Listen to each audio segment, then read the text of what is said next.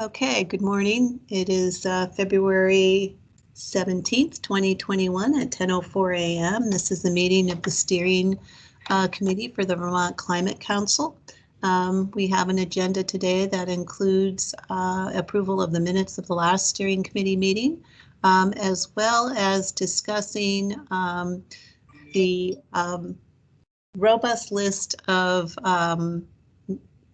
interest from individuals in serving on our subcommittees. I think I saw 250 lines, which is really very satisfying that so many people are interested in joining this important conversation. And I think the goal today is to figure out the best process moving forward for committees to to select subcommittee members based on the needs of the subcommittees as they form, and some guidance that the steering committee will be putting out, and secondarily to go over the agenda for the next meeting, which is Monday, February 22nd. So with that, we have Pat Field from CBI here as the facilitator for the meeting, and I think we could start with the first agenda item. Great.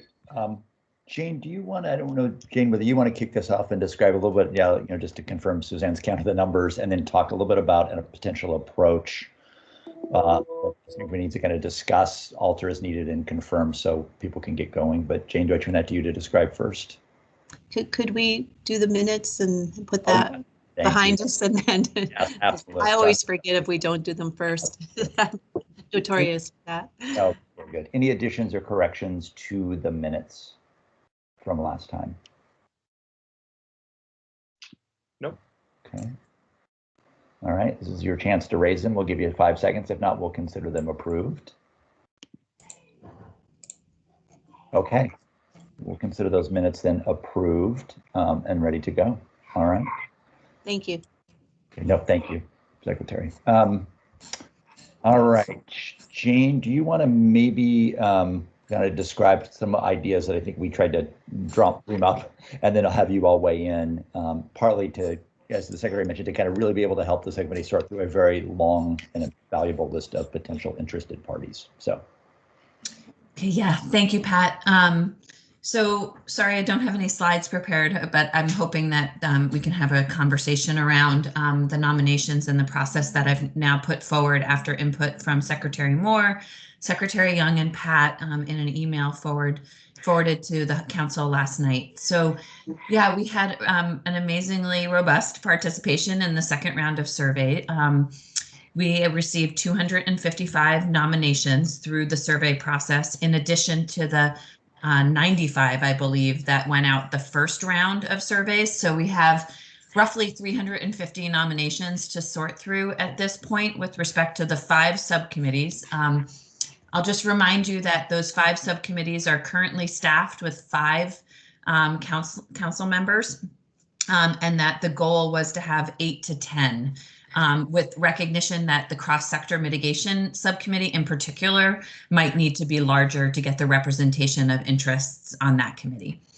So I didn't get the data until Monday late at night. And so when I went in on Tuesday morning to begin to digest the nominations, there was a recognition that I can't tell if I'm reading the data wrong or if it's not simply displaying, but one of the key attributes to make the data a bit more digestible for the subcommittees would be to sort it by subcommittee interest where it was indicated, and that was not coming up as a column in the data. So I did my best to go through, and where nominations indicated in their text, their 75-word limit about their experience, I went through and pulled out what I could tell from which subcommittees they were interested in serving on, where they indicated. But many folks did not indicate there that whether or not they wanted a particular subcommittee. They were just stating their interests. So, and relevant experience, I should suggest.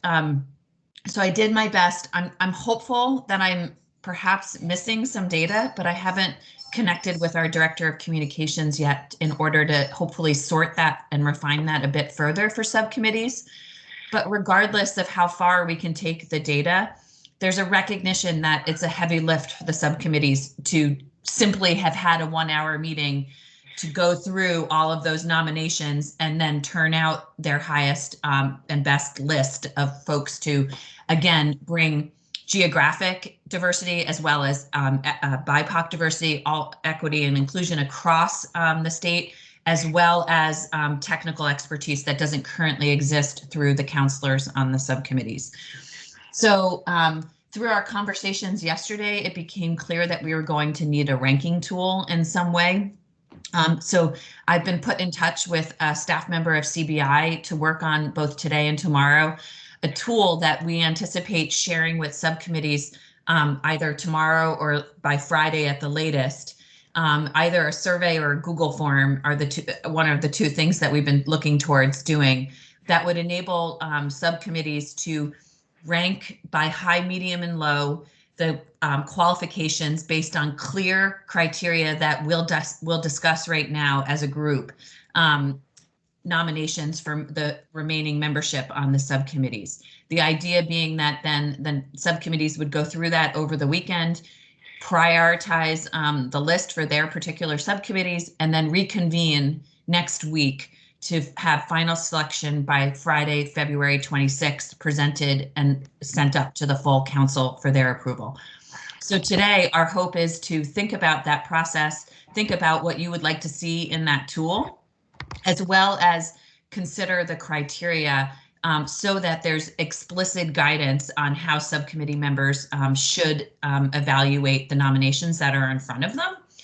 And then think about any other loose ends or missing pieces with respect to how we actually get to both final membership and then thinking a bit further out how we communicate with the nominees if you're not selected as a member, the other valuable ways we see them participating, whether it's an observer who gets constant email information from subcommittees, or whether it's targeted stakeholder expertise at another date. So building off those concentric circles that has been a theme for us with respect to participation by Vermonters. So I think I've covered the fine points, but I encourage Secretary Moore or Pat to cover anything that I might have missed with respect to the process that we've been starting to think about for this group. Great. I don't know whether Suzanne or Julie, you have comments, and I think we'll just take questions or comments kind of on a general approach, and then we can talk about some details.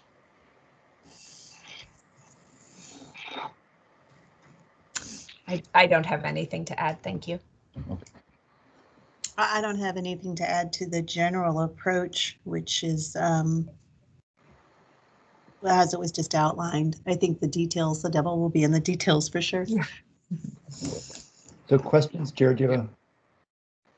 Oh, not a question, just an initial comment and reaction. I just want to say that I really appreciate the thought that's gone into kind of a ranking process just for the purposes of efficiency. I think that, trying to sort through all of these kind of one by one or, in another way in the meeting would be really difficult and inefficient. So just in terms of identifying, a group that based on their expertise and experience in these other criteria as more of a starting point, I think that that'll be really helpful to the process. I will say that I think the easiest one to identify will be the kind of expertise and experience in the kind of subject matter or the issue that the subcommittee is focused on based on kind of what we saw come in through those surveys. And some of the other pieces are going to be harder to assess. Sometimes, in terms of geographic representation, sometimes folks live and work in different towns, and so sometimes through their work they're bringing a perspective based on where they work versus where they live. And then I've also heard folks bring up that some of those other criteria that are on the draft list, we didn't explicitly ask that, so we won't always know someone's kind of race or income or some of the other factors that we're identifying as criteria. And then the last thing I would say on those proposed criteria that I think I think I understand the intent and I appreciate it, but I think it could be problematic and limiting, is that I wouldn't, I think it's fair to have a consideration about being aware of when and why we would have folks from the same organization on on multiple subcommittees, but I wouldn't want to preclude that possibility, because sometimes folks from organizations, there are some organizations that just have a real depth of expertise. Like, I'll just pick a specific example for cross-sector mitigation. You know, I nominated David Farnsworth, who's one of the leading transportation thinkers and analysts in the world and country, and let alone state. And I wouldn't want us not to be able to consider David simply because he works at RAP, where Richard Cowart also works. I think primarily we would want to focus on the fit based on the experience, the expertise, and some of those other criterias, and not, you know, exclude someone because there may be redundancy between organizations that are just organizations that have a real depth of experience and expertise in this space. Similarly for, you know, Green Mountain Power. I mean, Liz is going to be serving on a subcommittee, and Michael Burke was recommended for resilience. So I just don't want us to be overly dogmatic about that. Right. Other comments or thoughts, Jared? Very helpful. I have a couple. Hi, everybody. Sorry, I was a couple minutes late rolling from a different meeting. I think that in addition to the path that you're on in terms of selection, we need to, at the same time, be thinking about how we also involve or offer opportunities to participate to this larger group of individuals who won't be selected on the subcommittees. And I know your notes captured that, and there are some opportunities there, but I think we might want to be pretty explicit about that. And it helps with the Dave Farnsworth or Mike Burke issues too, because to the extent somebody like that wasn't picked on a subcommittee, they might be really appropriate to actually serve as an expert panelist to the subcommittee. Similarly, there's a large group of individuals who are just interested in observing the work of the commission so far and have volunteered to serve on subcommittees. We're obviously not going to be able to satisfy everybody. So making sure that we have, for example, maybe a specific invite list that starts to be used in addition to our public notice when subcommittees meet, I think could be important to express the difference between the about 10% of individuals that will select and the larger group of individuals who are interested. Lastly, and I don't have any solution for this, I just want to identify it and make sure that in our language we're sensitive to it.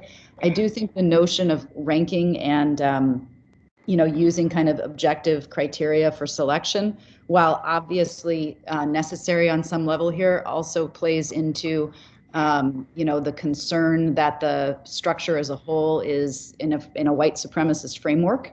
And I do think we're going to hear that, and I think we should be aware and sensitive to it, especially given that we did not seek some of the information, as Jared just noted, that would have helped with broadening our criteria and the way that we look at qualifications. So I don't have a great solution there other than for all of us to know that that's coming, and maybe to not lead with we're ranking and using objective criteria, but instead to talk about how, we have to have multiple strategies for involvement, including selecting subcommittee members and then seeking additional avenues for people to participate. Those really good points. A few quick things to address, I think, the all important points you made. So we imagine because we want to be respectful of everyone who applied, which they took the time and they're motivated to do so. So the thought is one role would be, member on the subcommittee. The next role would be, like you said, technical expertise the subcommittee could draw on. And some people actually said, I don't want to be the subcommittee, but I do want to be called on. Third would be what we'll call observers to subcommittees. They go on the list that gets regular notices of meetings. They kind of get everything the subcommittee gets. They won't have a big role in the meetings itself, except maybe a little time for a comment, but we definitely want to treat them differently. And then, of course, the general public. To the equity issues, which are absolutely right, two thoughts. One we talked about was particularly with the Just Transitions group, rankings are necessary but not sufficient, and that may be helpful to give some information, but they will need to do their good work, as I know they will, to think through how to ensure that group in particular is really addressing the core issues it needs to be addressing, and it may end up selecting its membership differently than that, right? And obviously, they may need to help the other groups look at the makeup as it develops to make sure it's broad. The other thing we thought we'd do, because the ranking is a little funky, I agree, from a process standpoint, we'd be clear about what its intent is and isn't. It's directional, not decisive. We would take the results CBI and lump them. So we're not going to tell the subcommittees high, medium, low. We're going to say, here's the folks who, according to the criteria, are kind of the first pool to choose from for your subcommittee membership.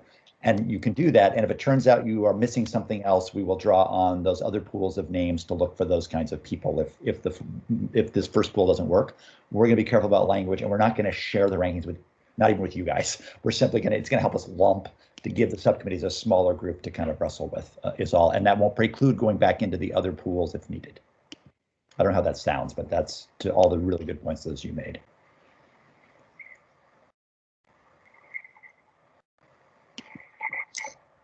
Other questions or comments on this approach?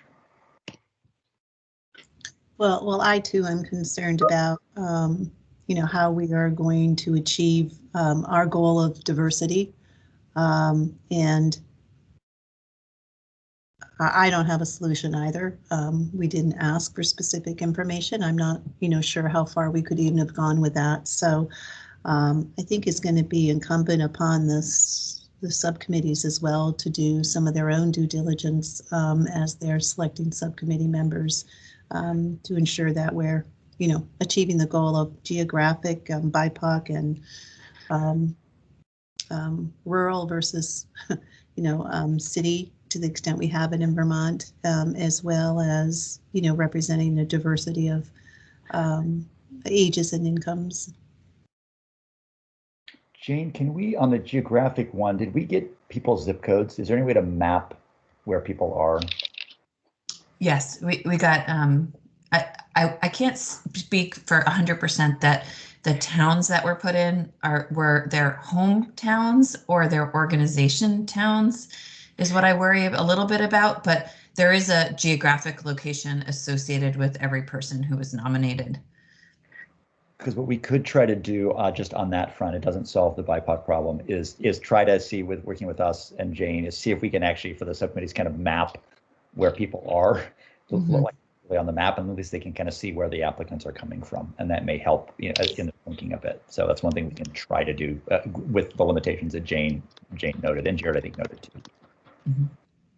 I guess I also want to respect and put out there the timeline and just make sure, see how everybody's feeling about a process and the goal of having, at this point, of having the subcommittee membership finalized by next Friday, knowing that even with the tool, it'll still be a heavy lift of, as we just suggested, perhaps doing your own outreach and due diligence to sort of get the diversity that we're seeking on these subcommittees. Knowing that you won't have the ranked list to Monday next week. Just want to recognize that, and then also suggest that, as we had been thinking about it yesterday in conversations, we've been thinking about a recognition that the subcommittee's membership is sort of like one path that's happening right now moving forward, and that is not, it can be in a parallel path, and recognizing that subcommittee work can start happening at the same time, and it can just be a fluid process, drawing upon the membership as it comes in, recognizing that you do have 5 counselors already to start that work. But it's a lot of asking of subcommittees and a lot of work for folks.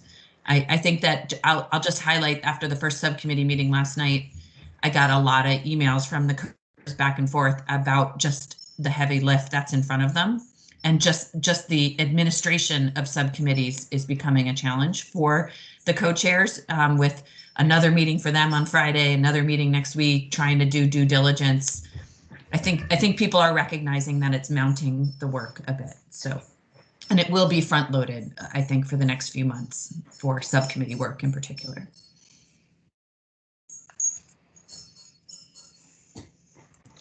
Question maybe for you also. The thought is, again, we kind of get this kind of survey approach in place by the end of the week. They have the listing of folks. They would be required to kind of do their rankings, over the weekend, maybe through Monday is the timeline now.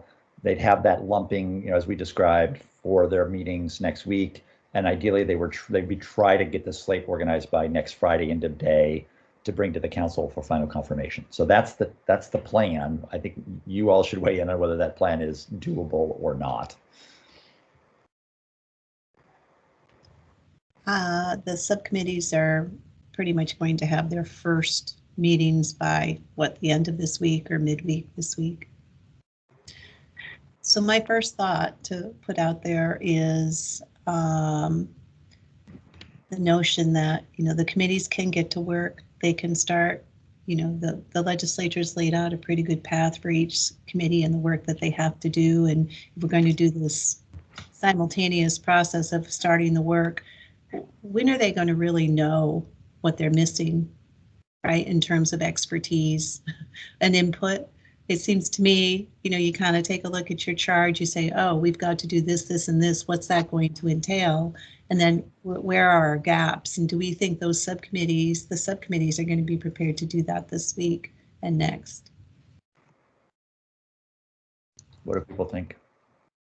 Well, I'll just suggest that the subcommittees all have robust descriptions of the work in front of them.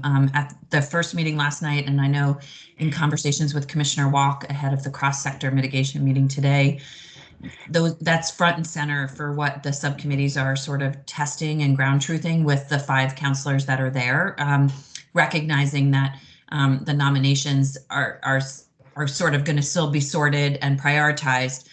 This first meeting is really about a conversation about the task in front of them and the tools that they want to use to meet those. And so I would hope that even at this first meeting with the descriptions in front of them, they will get to start to have a sense of what the gaps is, at least in technical experience sitting around the table, to help them then inform the membership that they need to rank going forward next week. So.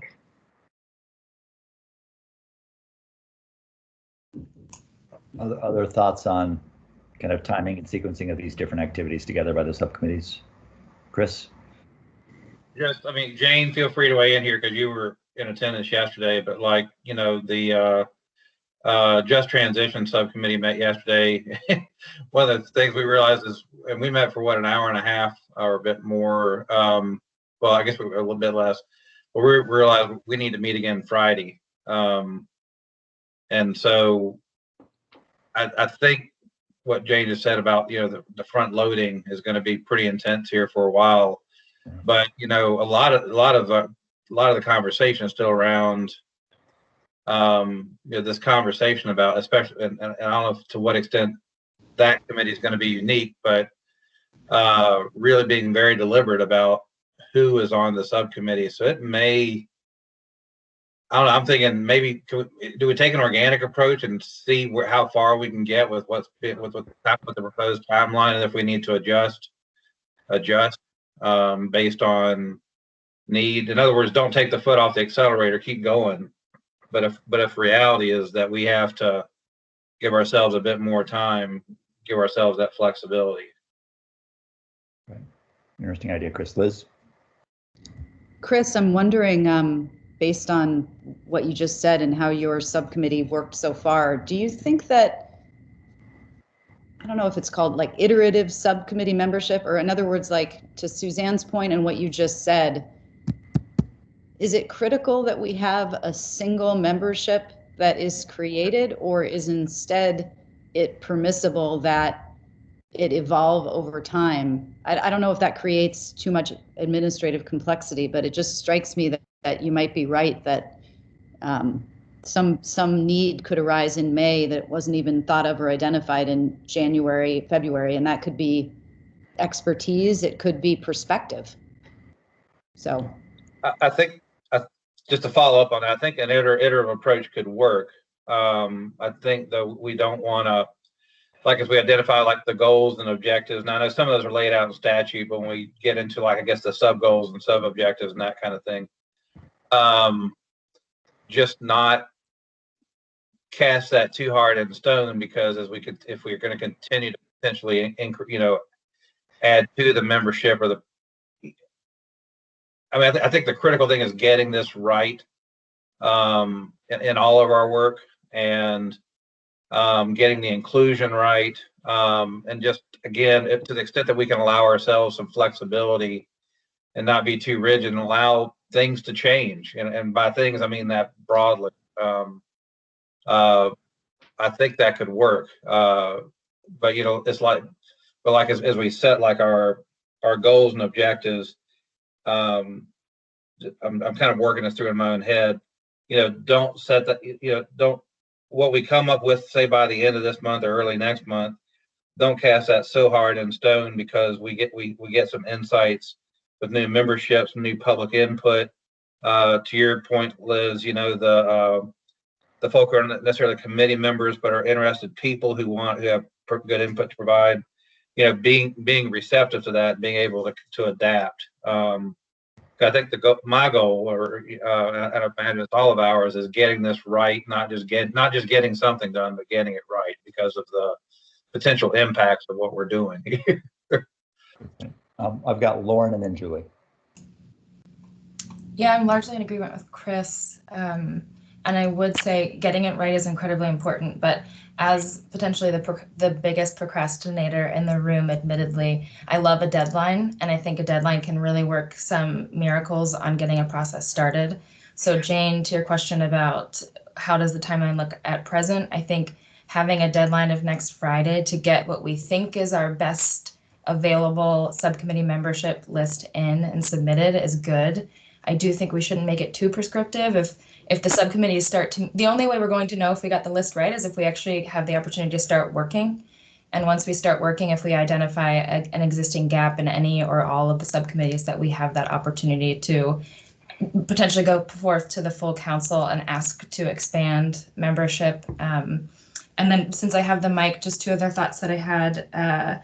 One, Jane, you mentioned 8 to 10. I'm pretty sure we landed on 8 to 12. But again, if we're agreeing that it shouldn't be too prescriptive, just making sure that we have that flexibility there. And then two, to the ranking system of high, medium, low, I do think it would be helpful before that tool is built out, Pat, if there can be a description of what the high, medium, and low looks like for each of those. So like for the geographic diversity, is it like Burlington low, Belvedere or Reedsboro high, like number of miles from 89, 91 corridor? I'm not sure what that looks like, but I do think that would be helpful so that people are using the same set of criteria appropriately while we are individually ranking.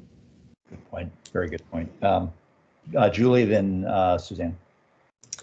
Sure. I just was going to comment that I think there are challenges associated with adding to the subcommittees over time, particularly given the aggressive schedule we have laid out in front of ourselves.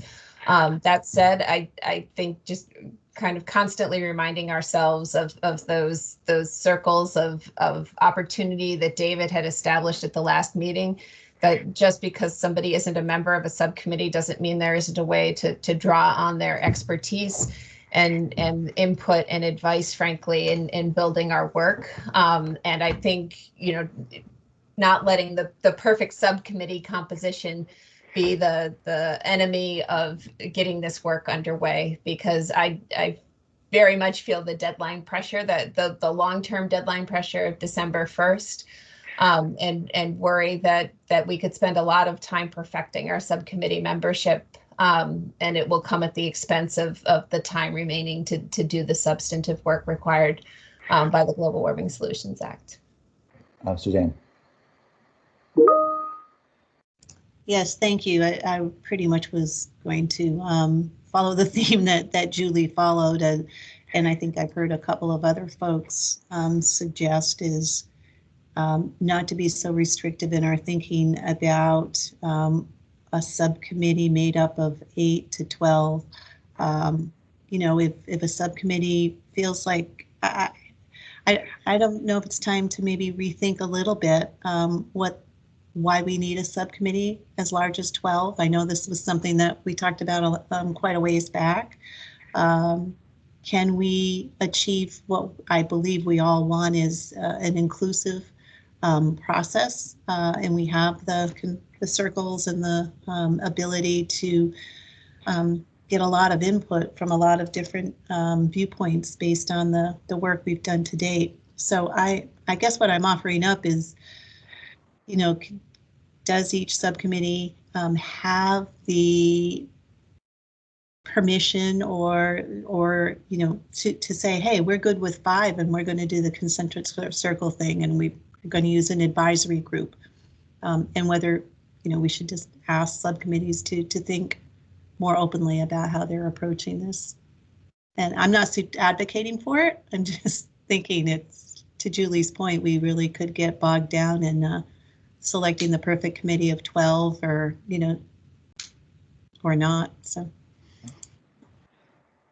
there, maybe let me summarize, I think, a few ideas so far. One is to, within the caveat Julie raised of having a core set of folks to get to work now and get them as soon as we can, but be iterative in that you may find you need a few more because of BIPOC or because of technical expertise or something in the coming months, and leave the subcommittee's room to come back and ask for that. And in addition, then to add to that, Suzanne mentioned, is maybe the subcommittees, as they wrestle with this question, can think about a little bit how they want to structure themselves, if the steering committee will give them that flexibility. And that could be, they might decide to have observers who attend have a more active role in part of the meeting, right? They could just have a longer public comment or dialogue part of their meeting. They could decide, we'll keep our group small and we'll let all these other folks be in an advisory group, and, you know, every other meeting we'll try to have more sort of just engagement generally, whatever they decide, right? So you could give them more flexibility to kind of frame up their structure, and it may vary across the subcommittees, and that may be okay, for instance, because for just transitions, it may be very important to be inclusive in a very, very big way, and that may mean a very different kind of structure, for instance. So I don't know what people think about those ideas.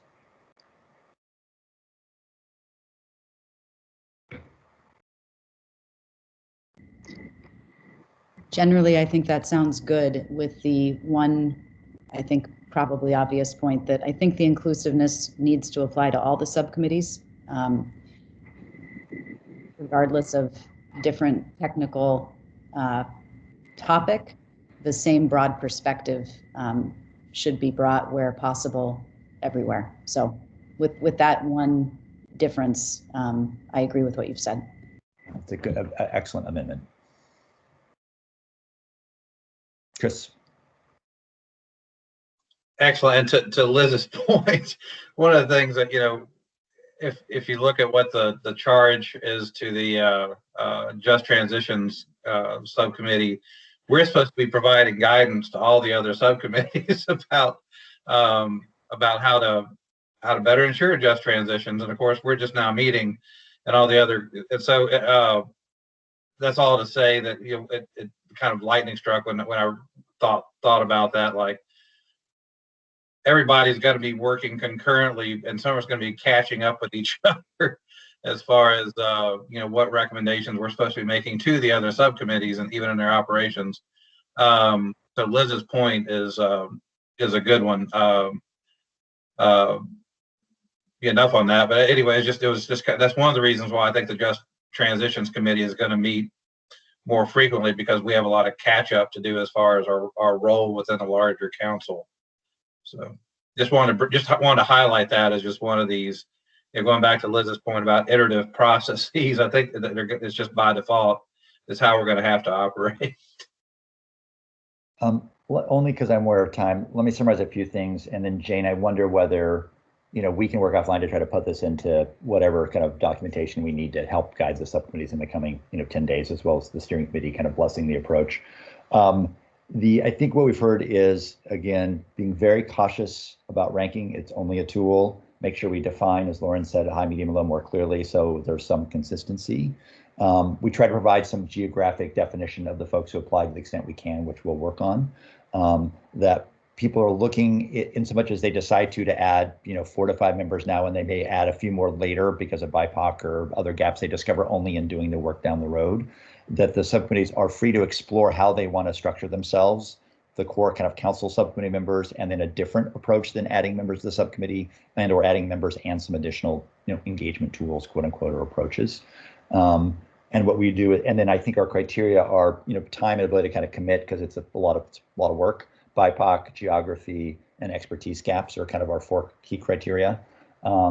And then we would kind of put that together in a package for both the steering committee to say, yeah, that's how we want to do it, and for the steering committees to kind of use that as guidance as they explore how to continue to expand their work, their members or their approach, as well as actually getting the work done that they need to parallel process.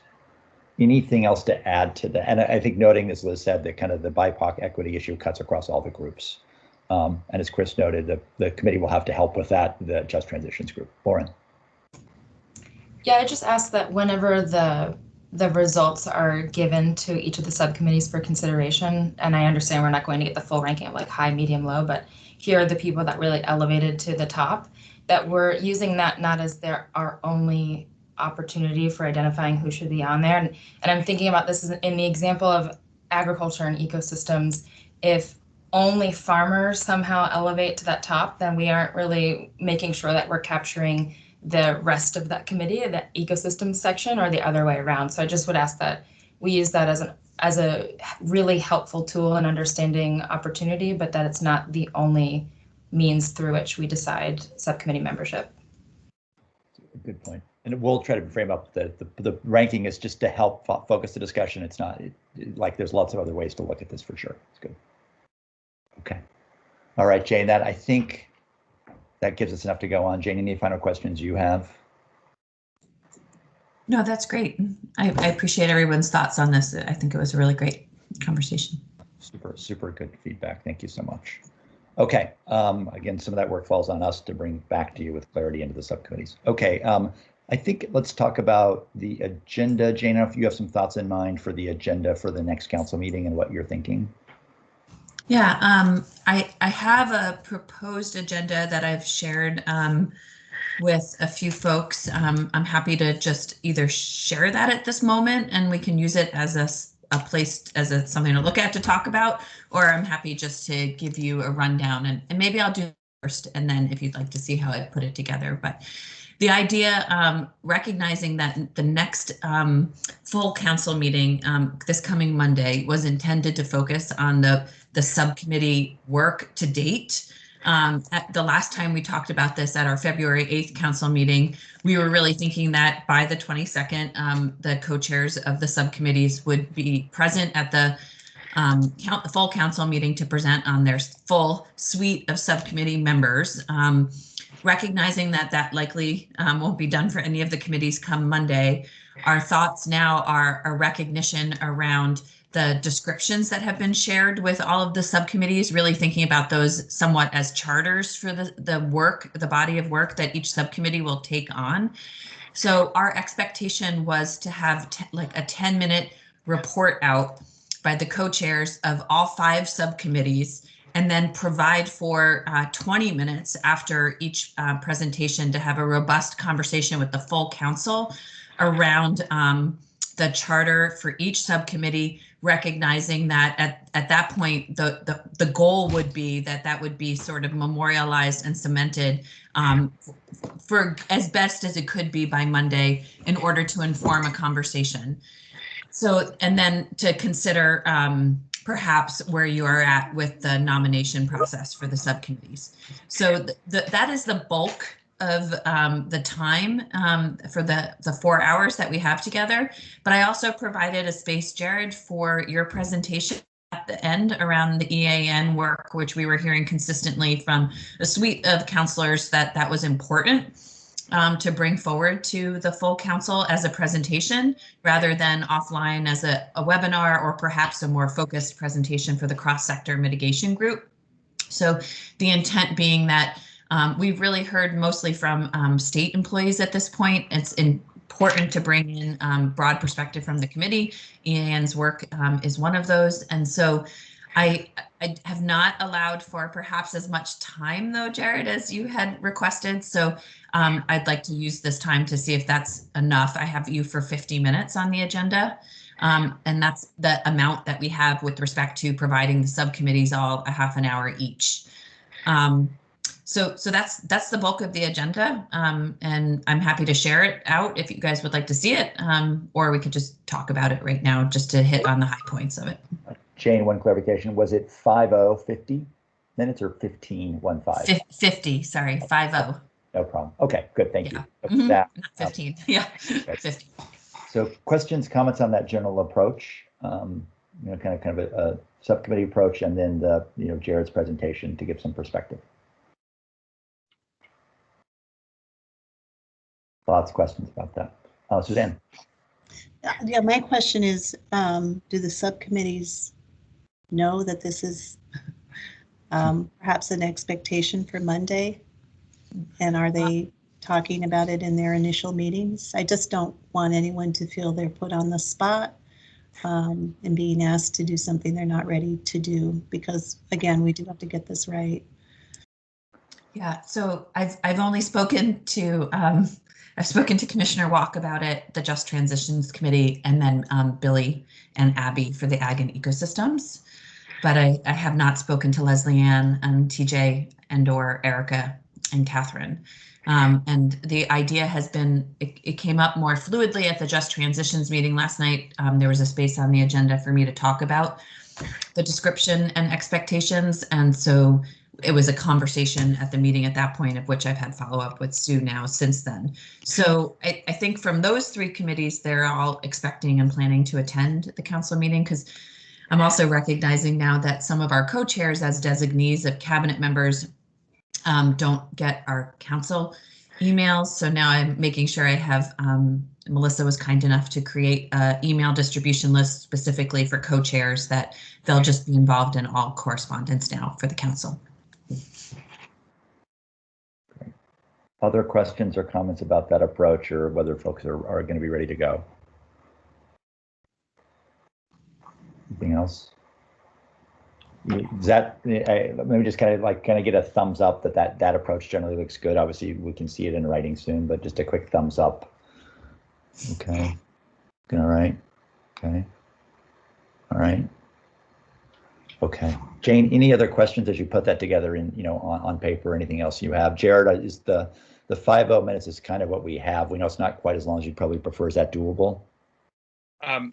Yes, 50 minutes works. Thank you. I would just say that my plan is not to present for 50 minutes. It would be to present for, make it interactive, be about a half hour of kind of a comprehensive, connected overview, trying to connect some of the strands between emissions, energy, economy, equity, that I think will hopefully help really set some context and inform the subcommittee work going forward. So, my initial assumption would be that it would be closer to a 30 minute or so presentation with 20 minutes of kind of questions, discussion, engagement with the full council.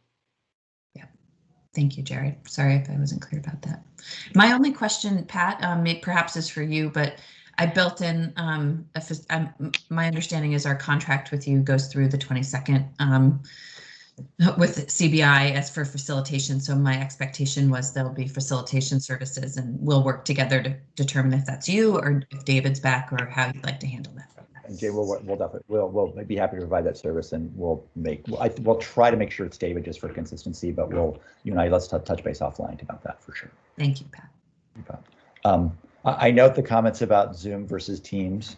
So I don't know whether Suzanne wants to respond to that at this point, or just note we have what we have. So thanks for reminding me. I did check with our Agency of Digital Services, and they advised that they have in the past created exceptions to the use of Teams, and I asked for the criteria, and you're reminding me now that I've not seen that yet, so I will follow up. Great. So still a live issue. Let's see, I think it was Lauren and then Jared. Yeah, thanks. Unless Jared, you were going to comment about that specifically, because I was going to go back to something Jane said. No? Okay. Jane, you mentioned the 10-minute report out approach followed by a 20-minute conversation around the charter. Is your intent there to really iron out who's got what domain and which ball? Because the statute is obviously imperfect, and there is quite a bit of overlap in each. As I've mentioned in the past, an example is climate change adaptation, and community and natural system resilience is located in 2 different subcommittees. Obviously, cross-sector mitigation is got a lot going on, and yet there's opportunities for other like ag-based emissions to be covered within the ag and ecosystem subcommittee. So just, is that the intent, is to really iron out those domain-specific charges? Yes, I think that can be front and center. I also think those conversations will need to happen between the subcommittees respectfully, like your comment about ag emissions. That's already starting to happen between the co-chairs of cross-sector and agriculture, recognizing that, you know, is the Ag and Ecosystems Committee purely a sequestration committee, or is it going to tackle things like emissions from working lands such as agriculture and forestry, or is that going to live in cross sector? So yeah, those conversations need to happen in smaller groups also, I think, but hopefully they can be informed by a dialogue with the full council on Monday too. Great, thank you. Jerry. One thing that I think could be helpful, either context setting going into those report outs from the subcommittee co-chairs, or as a explicit focus of discussion in the kind of 20-minute conversation after those report outs happen, is I think it would be really helpful for us as a council as a whole, and to guide and inform the work of the subcommittees, kind of working both towards and backward from the climate action plan deadline, for us to have a really clear sense of what that climate action plan is and requires, and in terms of the format of what it is and what it is not. I think that given that so much of the subcommittee's work is going to be developing the, you know, this, to quote from statute, the specific initiatives, programs, and strategies, including regulatory and legislative changes necessary to achieve what's laid out in the Global Water Solutions Act. I think that it would be helpful to pause and have a conversation of, like, what does that plan look like in terms of its format and in terms of what we're working towards? Because just in conversations with, you know, other council members or other subcommittee members, I don't sense that we have perfect alignment on what we're working towards and what we're working backwards from in terms of what that plan is. And I think it would really benefit us to try to focus on that and get that clarity as we launch into subcommittee work. So happy to say more about that, but that's enough to just kind of kick off that topic, I think.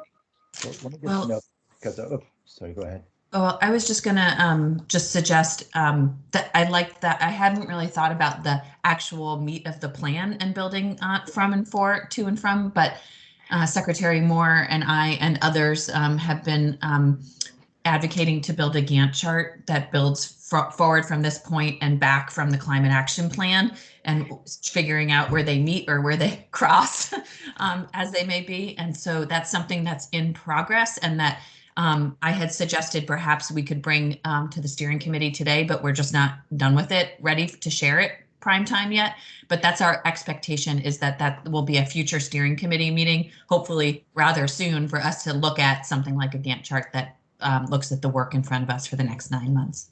I think if I heard Jared and maybe Lauren, a few others, and Chris noted, is I think maybe in part, I think you're talking a little bit like almost if there was a table of contents at the final report, which can always change, or something, so people can kind of see the endpoint, which is maybe something we can't solve today, but to kind of note going forward.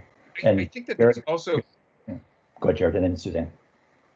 Sorry, just to clarify a point earlier, not meaning to cut in line, but I think that it's not just a table of contents, it's clarity on how specific on different timelines. And so just to make this a little bit clearer with a specific example, I think it's entirely possible and necessary to be very specific about the recommended initiatives, programs, strategies, regulatory and legislative changes that can help us meet the 2025 and even the 2030 emissions reduction requirements and some of the other components of the law.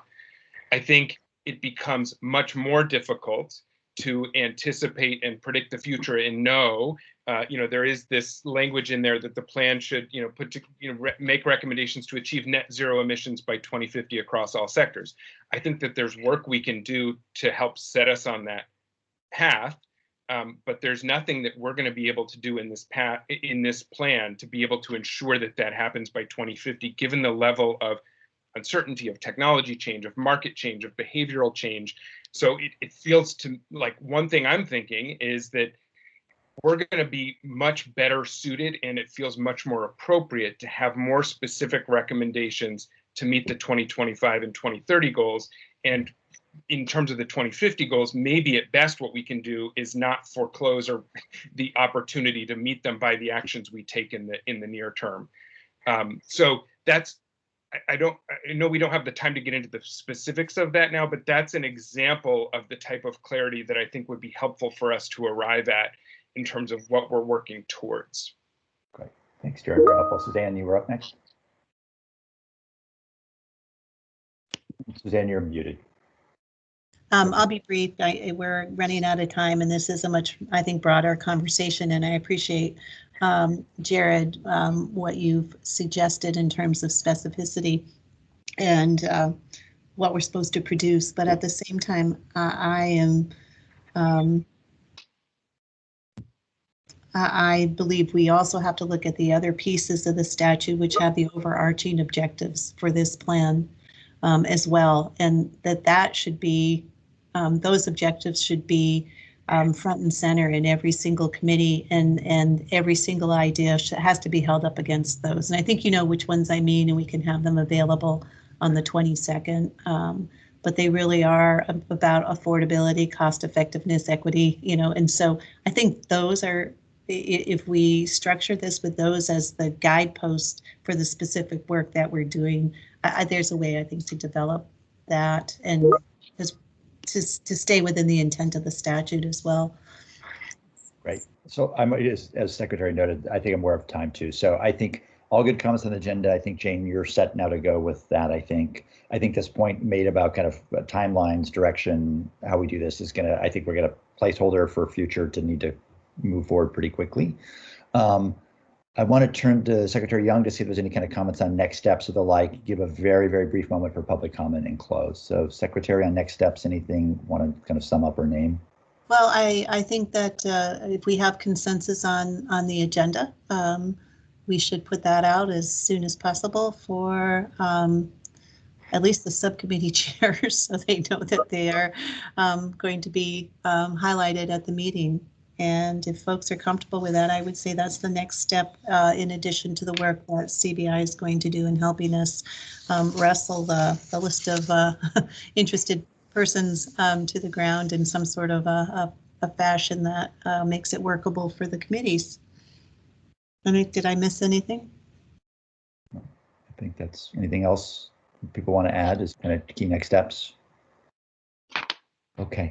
To note, there have been some good additional comments in the chat from public around, presentations to subcommittees and the like. So I've definitely taken notes, and Jane and I will talk about how to fold those good ideas in. If anybody wants to make, and I think we have about 3 minutes, so very brief public comment. If there are any public members who want to just raise their hand, and maybe just a minute each at most, just to kind of quick comment or thought as we close. Anybody from the public want to make a quick public comment? I'll look for hand raises here.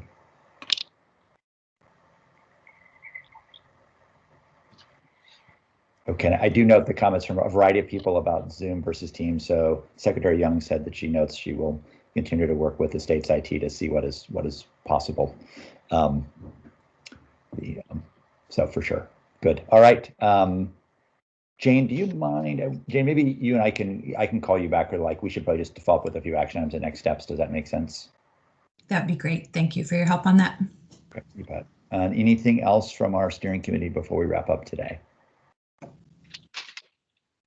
Jane, do we have a steering committee call scheduled for, what's our next one scheduled for? We don't have a next one scheduled yet, but we should. For next week, or what is your thought? I would expect next week, yes. Liz, were you gonna? No, I was just, my 11 o'clock just walked by, so I have to mask up and take that. So. Okay. Good. Right. Why don't we end 2 minutes early so you can do that? Suzanne, quick comment. I apologize. I was focused. This is why I don't look at the notes during the meeting. I get distracted. Did we offer up the opportunity for public comment, and we had none? Yes. Yes. Okay. Thank you. Thank you. All right, everybody. Thank you. Great work. We Thank will- you. Bye-bye. Thanks, everyone. Buddy.